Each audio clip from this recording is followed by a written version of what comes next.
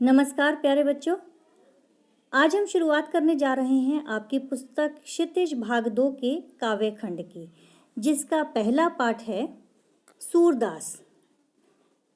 बच्चों, किसी भी रचनाकार की रचना को जानने से पूर्व रचनाकार के विषय में जानना बहुत आवश्यक होता है। तभी हम किसी रचनाकार की भावनाओं और उनकी रचनाओं के माध्यम से कही गई उनकी मनोभिव्यक्ति से परिचित हो सकते हैं। तो सूरदास जी के पद पढ़ने से पहले आइए एक नज़र डालते हैं उनके जीवन पर। सूरदास जी का जन्म सन 1478 में रोनकता या रेणुका क्षेत्र में हुआ था। कुछ विद्वान उन्हें दिल्ली के पास सीही नामक गांव का मानते हैं और ऐसा प्रसिद्ध है कि वे 6 वर्ष की आयु में ही विरक्त हो गए थे। छोटी सी उम्र 6 वर्ष की आयु में ही विरक्त का अर्थ होता है वैरागी हो जाना, यानी इन सांसारिक चीज़ों से वो परे हो गए थे और वैरागी जीवन उन्होंने अपना लिया था। उन्होंने मथुरा और वृंदावन के बीच गऊ घाट नामक स्थान पर निवास बना लिया। विलक्षण गायक थे वे, उनकी ख्याति बहुत दूर दूर तक फैल गई।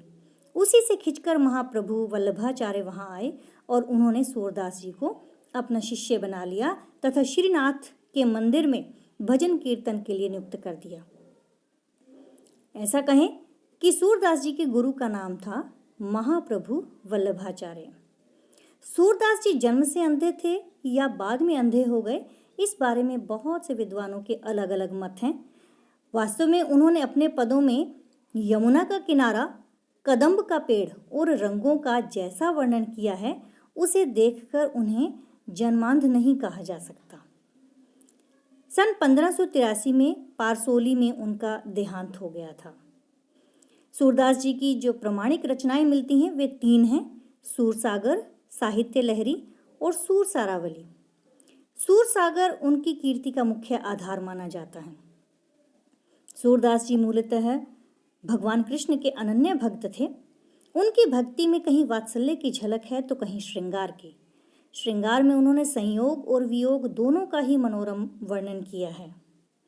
सूरदास जी का सारा साहित्य गय शैली में है, अर्थात उनके पद जो है गाने के लिए लिखे गए हैं, उनमें संगीत और साहित्य का अद्भुत मेल हुआ है। सूरदास जी जितने अच्छे गायक थे उतने ही श्रेष्ठ कवि।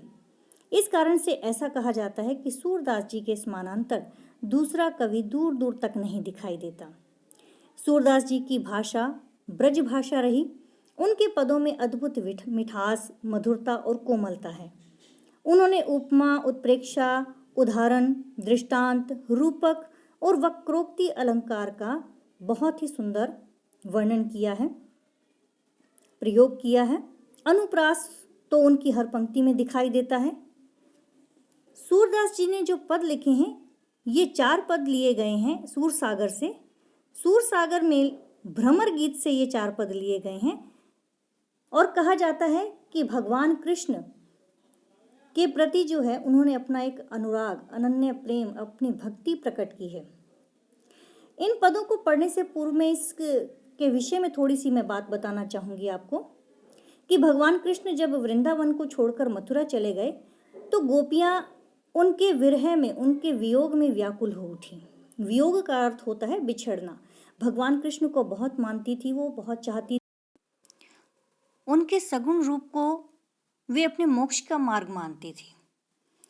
इसीलिए भगवान कृष्ण ने जब एक बार उद्धव से बातों बातों में ये बताया कि वृंदावन में किस प्रकार गोपियाँ उन्हें चाहती थी, उन्हें पसंद करती थी, उनके इस स्वरूप को वो प्रेम के आधार मानकर अपने मोक्ष का मार्ग चुनना चाहती थी, तो इस पर उद्धव को जो है बहुत हैरानी होती है, अचरज होता है उन्हें ये सुनकर कि ऐसा कैसे हो सकता है कि गोपियाँ भगवान कृष्ण से इतना प्रेम कर सकती हैं।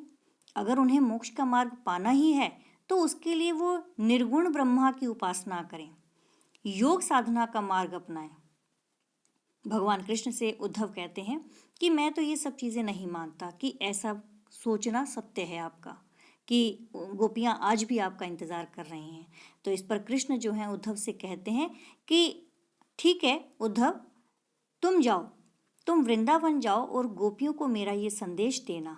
गोपियों से कहना कि मुझे भूल जाएं और मोक्ष के मार्ग के लिए ब्रह्मा और निर्गुण ब्रह्मा और योग को अपना लें। उद्धव जो है ये चुनौती स्वीकार करते हुए पहुंच जाते हैं वृंदावन और वहां जाकर गोपियों को भगवान कृष्ण का ये संदेश देते हैं। उद्धव ने निर्गुण ब्रह्मा और योग का उपदेश देकर गोपियों की विरह वेदना को शांत करने का प्रयास तो किया, परंतु ऐसा हुआ नहीं। गोपियों को ज्ञान मार्ग की बजाय प्रेम मार्ग अधिक पसंद था। इस कारण से उन्हें जो है उद्धव का ये संदेश पसंद नहीं आया। तभी उसी समय वहां एक भंवरा आ जाता है और उसी भंवरे को ही मानकर सामने उसके बहाने उद्धव पर वो व्यंग्य बाण छोड़ती हैं और उनसे शिकायत करती हैं, प्रेम भरा उल्हाना देती हैं। वे कृष्ण के मित्र उद्धव से कहती हैं कि तुम जो है बहुत भाग्यशाली हो जो अभी तक कृष्ण के प्रेम से बचे रहे हो। तो उनके पहले पद में क्या कहा है, उद्धव को किस प्रकार का उल्हाना दिया है, वो अभी हम पढ़ेंगे। अब भगवान कृष्ण के विषय में बताते हुए उद्धव से क्या कहती हैं कि उद्धव तुम हो अति बड़ भागी, कि हे उद्धव तुम तो बहुत ही भाग्यशाली हो। बड़ भागी का अर्थ होता है भाग्यशाली। कि हे उद्धव तुम तो बहुत ही भाग्यशाली हो। अपरस रहत स्नेह तगाते, अपरस का अर्थ होता है अछूता रह जाना, दूर रहना। स्नेह का अर्थ होता है प्रेम और तगा का अर्थ होता है धागा। तो वो कहती हैं कि हे उद्धव तुम तो हमेशा प्रेम रूपी धागे से अछूते रहे हो, कि तुम जो है इस प्रेम रूपी धागे में बंधे नहीं हो। नाहिन मन अनुरागी, और ना ही तुम्हारा मन अनुरागी, अनुरागी का अर्थ होता है प्रेम में डूबा हुआ, और ना ही तुम्हारा मन प्रेम में डूबा है। किसके प्रेम में? कृष्ण के प्रेम में। कि ना ही तुम्हारा मन कभी कृष्ण के प्रेम में डूबा है। पुरइनी पात रहत जल भीतर, पुरइनी का अर्थ होता है, अब यहाँ पर जो है गोपियाँ उद्धव की तुलना कर रही हैं कमल के पत्ते से, कि कमल का पत्ता जो है वो पानी के अंदर रहता है लेकिन उसके ऊपर जो है पानी का प्रभाव दिखाई नहीं देता। उसी प्रकार वो जो है कमल के पत्ते से उसकी तुलना करते हुए कहती हैं कि तुम तो जल में पलने वाले उस पुरीनी पात के समान हो। पुरीनी का मतलब कमल, कि कमल के पत्ते के समान है हो जो कि जल के भीतर रहता है। तारस देह न तागी, तो भी जल के भीतर रहने पर भी वो क्या रखता है, दाग धब्बों से बचा रहता है। दाग धब्बे जो है यानी कि पानी का जो है असर उसके ऊपर दिखाई नहीं देता है। ज्यों जल महा तेल की गागर, अब दूसरा बार में उसको क्या कहते हैं कि उसको जो है ये जताना चाहते हैं कि तुम तो वैसे हो जैसे तेल की गागर, गागर का अर्थ क्या होता है, मटकी, कि जैसे जल में तेल की मटकी डाल देने पर बूंद न ताको लागी, उसके ऊपर बूंद भी नहीं रहती। कि पानी के अंदर जो है अगर हम तेल की मटकी डुबो देते हैं तो उसके ऊपर पानी की बूंद जो है टिकती नहीं है, वो सरक कर जो है नीचे की ओर चली आती है। तो उसको वो क्या कहते हैं, जिस प्रकार जल की मटकी में तेल की बूंद रहती है और वह जल में डाल दिए जाने पर जल का प्रभाव अपने ऊपर नहीं आने देती, उसी प्रकार तुम भी कृष्ण के साथ रहकर भी उनके प्रेम से अछूते रह गए। प्रीति नदी में पाँव न बुरायो, कि तुमने जो है कभी प्रीति नदी, प्रीति का अर्थ होता है प्रेम और नदी प्रेम रूपी नदी, कि तुमने प्रेम रूपी नदी में पाँव न बुरायो, बुरायो का अर्थ होता है डुबोया, कि तुमने प्रेम रूपी नदी में अपना पाँव नहीं डुबोया है। दृष्टि न रूप परागी, परागी का अर्थ होता है मोहित होना, किसी चीज के ऊपर मुक्त हो जाना, और ना ही तुम्हारी दृष्टि किसी के रूप सौंदर्य पर मुग्ध हुई है। सूरदास जी, सूरदास अबला हम भोरी, अब यहाँ सूरदास जी के माध्यम से गोपियाँ क्या कहती हैं कि अबला हम भोरी, कि हे उद्धव हम तो भोली भाली अबला नारियां हैं, भोली भाली अबला गोपियां हैं। गुड़ चाटी ज्यों पागी, कहते जिस प्रकार गुड़ के साथ जो है चींटियां लिपट जाती हैं, गुड़ का अर्थ है गुड़ और चाटी का मतलब चींटी, ज्यों का अर्थ होता है जिस प्रकार से, कहते कि पागी का अर्थ है लिपटी हुई होती हैं, कि जिस प्रकार गुड़ के साथ चींटियां लिपटी हुई होती हैं, उसी प्रकार हम तो भगवान कृष्ण के प्रेम से लिपट चुकी हैं। हम तो भोली भाली अबला गोपियां हैं। अब यहाँ पर जो है प्रीति नदी के अंदर रूपक अलंकार है बच्चों, इस चीज का ध्यान रखना। और पुरइनी पात में भी अनुप्रास अलंकार है। ज्यों जल महा, ज्यों जल अनुप्रास अलंकार के साथ साथ यहाँ उत्प्रेक्षा अलंकार भी है। अब अगले में वो क्या कहते हैं कि मन की मन ही माझ रही। अब गोपियां जो है उद्धव के सामने अपनी विरह व्यथा को व्यक्त करते हुए कहती हैं, गोपियां कृष्ण से कहती हैं, उल्हाना देती हुई इसको, कि हे उद्धव, मन की मन ही माझ रही, हमारे तो मन की मन में ही रह गई। कि मन के भीतर जो प्रेम भावना थी, तो हमारे मन की प्रेम भावना तो मन में ही रह गई।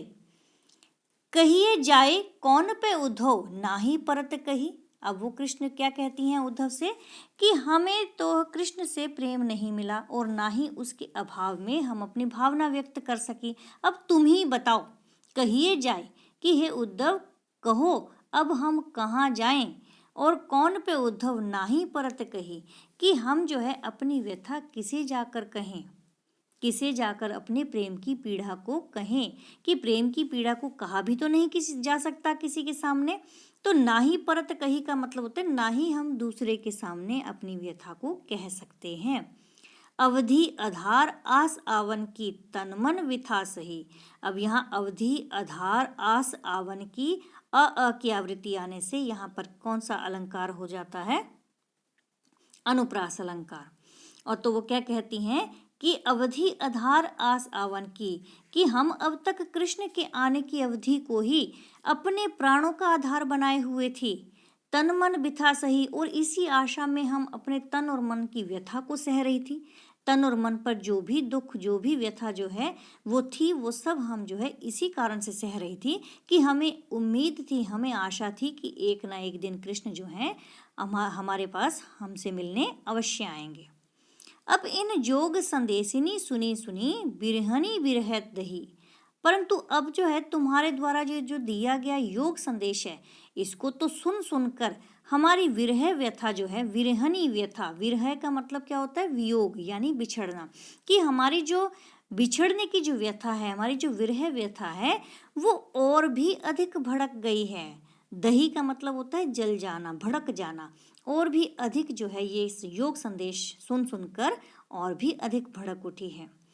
चाहती हुती गुहारी, जित ही ते उतते धार बही। अब वहाँ पर यहाँ पर क्या कह रही हैं गोपियाँ कि चाहती हुती गुहारी जित ही ते, कि हम तो जहाँ पर जो है रक्षा की उम्मीद थी वहाँ गुहार लगा रही थी।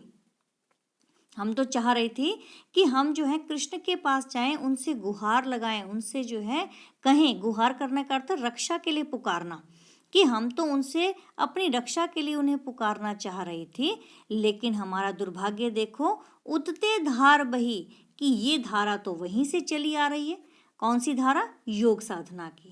कहते हम तो जिधर से अपनी रक्षा की जो है उम्मीद लगाए बैठी थी, उनसे सहारा चाह रही थी, ये तो उधर से ही योग साधना की धारा बही चली आ रही है। सूरदास अब धीरे धरही, क्यों मर्यादा न लही। अब वहाँ पर जो है गोपियाँ जो है सूरदास जी के माध्यम से क्या कहना चाह रहे हैं, सूरदास गोपियों के माध्यम से कह रहे हैं कि अब तो कृष्ण ने क्या कर दिया है, अपनी सारी मर्यादाएं जो हैं त्याग दी हैं। मर्यादा न लही का मतलब लोक मर्यादा न रखी। क्यों नहीं रखी, कि अब धीरे धर ही क्यों, कि वो कहती हैं कि हे उद्धव तुम ही बताओ, अब हम भला धैर्य को धारण कैसे करें, क्योंकि भगवान कृष्ण ने तो अपनी सारी लोक मर्यादाएं जो हैं त्याग दी हैं। क्योंकि भगवान कृष्ण उनसे वादा करके गए थे कि भी हम जो है एक ना एक दिन अवश्य तुमसे मिलने आएंगे, लेकिन अब जो है वो नहीं आए हैं और उनके स्थान पर जो है तुम्हें भेज दिया है।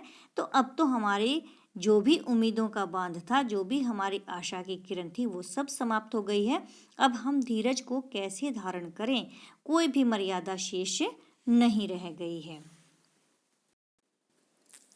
अब तीसरे पद में गोपियां उद्धव से क्या कहती हैं कि हमारे हरि हारिल की लकड़ी, कि हे उद्धव हमारे लिए हमारे हरि हारिल की लकड़ी के समान है। हारिल के पंजों में थामी हुई लकड़ी के समान है। हारिल एक प्रकार का पक्षी है, पीले रंग की टांगों वाला, हरे रंग का कबूतर की जाति का ये पक्षी होता है, जो भारत में घने पेड़ों वाले क्षेत्र में पाया जाता है। इस हारिल पक्षी को इंग्लिश में ग्रीन पिजन कहा जाता है और इस हारिल पक्षी की ये विशेषता होती है कि यह अपने पंजों में हर समय लकड़ी को दबाए रहता है। उड़ते समय, बैठते समय, कहीं पर भी हो, वह अपने पंजों से उस लकड़ी को छोड़ता नहीं। तो इसलिए गोपियां जो हैं वो उद्धव से कहती हैं कि हमने तो श्री कृष्ण को उसी प्रकार पकड़ रखा है जैसे हारिल पक्षी अपने पंजों में लकड़ी को दबाए रहता है, उसी प्रकार कृष्ण को, हरि को हमने अपने हृदय में जो है दबा रखा है, हृदय से कस के पकड़ रखा है।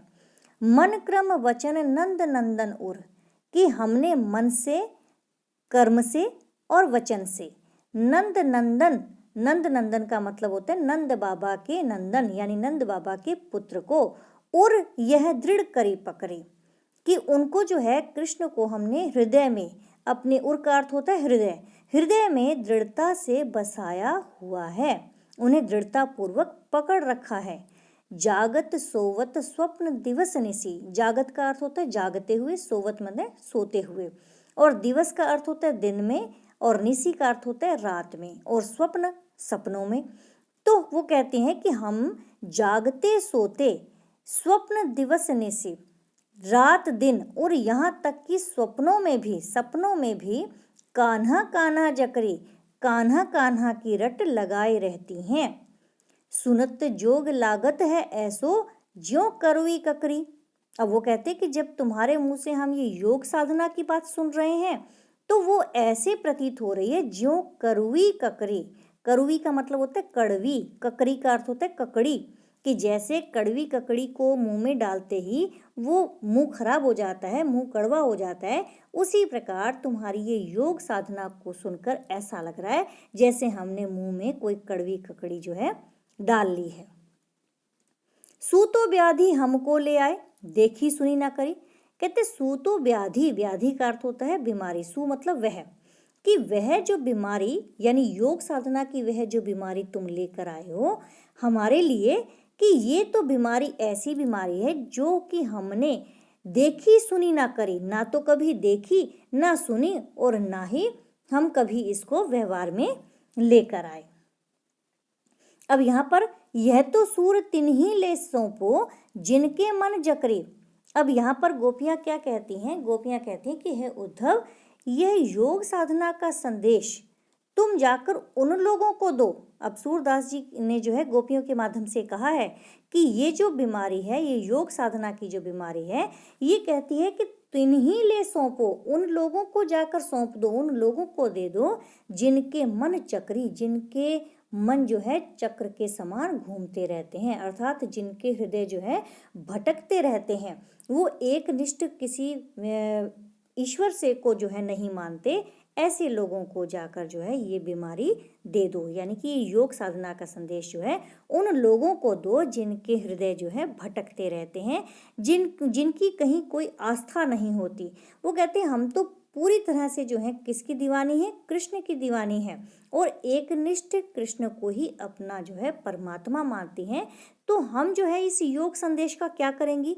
तो ये तो अपना योग संदेश उन लोगों को जाकर दे दो जिनका मन चक्र के समान चलता रहता है, भटकता रहता है। अब अगले पद में वो कहती हैं कि हरि है राजनीति पड़ी आए। अब यहाँ पर जो है गोपियाँ उद्धव से कहती हैं, क्योंकि वो जो है भंवरे के माध्यम से श्री कृष्ण के ऊपर भी और उद्धव पर भी व्यंग्य बाण छोड़ती हैं। क्या कहती हैं? कि हरि है राजनीति पड़ी आए, कि उद्धव लगता है कि हरि जो हैं यानी श्री कृष्ण जो हैं वो राजनीति पढ़ आए हैं, उन्होंने अब बहुत राजनीति सीख ली है मथुरा जाकर। समुझी बात कहत मधु करके।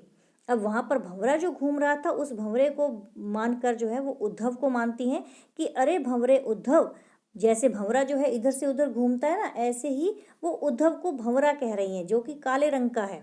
तो कहते हैं कि अरे भंवरे उद्धव, कि तुम्हारी बात जो है मैं समझ गई हूँ, मैं तो तुम्हारी बात जो है कहते के साथ ही हम लोग समझ गई थी कि दाल में कुछ ना कुछ काला है। वो कहते हैं कि समाचार सब पाए, जब तुमने ये समाचार योग साधना का दिया था तो हम सब समाचार जो है जान गई थी कि कुछ ना कुछ जो है गलत ही है। कहते एक तो अति चतुर होते पहले ही, एक तो तुम पहले से ही चतुर थे, एक तो पहले से ही तुम चतुर चालाक थे, अब गुरु ग्रंथ पढ़ाए और अब तुम जो है अपने गुरु कृष्ण से राजनीति के ग्रंथ भी पढ़ आए हो। बड़ी बुद्धि जानी जो उनकी योग संदेश पढ़ाए। कहते कि बड़ी बुद्धि जानी जो उनकी, बहुत बड़ी का अर्थ होता है कि बहुत समझदार हो गए हैं। तो कहता है कि हमने तो है भगवान कृष्ण की बुद्धि का बड़प्पन भी हम मान गए, जो योग संदेश पठाए, जो उन्होंने हमारे लिए योग का संदेश भेजकर जो है हम तक जो है पहुंचा कर जो है बहुत समझदारी दिखाई है। उन्हें क्या लगता है, अब वो कृष्ण जो के बारे में जो है किससे कह रही हैं, उद्धव से, कि उन्हें क्या लगता है कि हम ये योग संदेश सुनकर कृष्ण को भूल जाएंगी। तो ऐसा सोचना जो है वो मूर्खता है। उद्धव भले लोग आगे के परहित ढोले धाए। वो कहती हैं कि हे उद्धव, जो पहले के लोग होते थे, भले लोग जो होते थे, परहित डोलत धाए। परहित का मतलब, पर का अर्थ होता है दूसरों के लिए, हित का मतलब भलाई, और दूसरों की भलाई के लिए डोलत धाए, दौड़ते फिरते थे। कि पहले के जो लोग थे उनकी यह रीति होती थी, उनकी ये परंपरा होती थी कि वो औरों की भलाई के लिए दौड़े दौड़े फिरते थे। अब अपने मन फिर पाहिए, चलत जो होते चुराए। अब वो क्या कहती हैं कि हे उद्धव, श्री कृष्ण जो है उनके से अब हम अपना मन वापस ले लेंगे। कहते क्योंकि अब हमें जो है उन पर विश्वास नहीं रहा, अब किसी प्रकार से ना तो हमें तुम पर विश्वास है ना कृष्ण पर विश्वास है, तो इसलिए अब अपने मन फिर पाहिए, कि अब हम अपना मन फिर से पा लेंगे।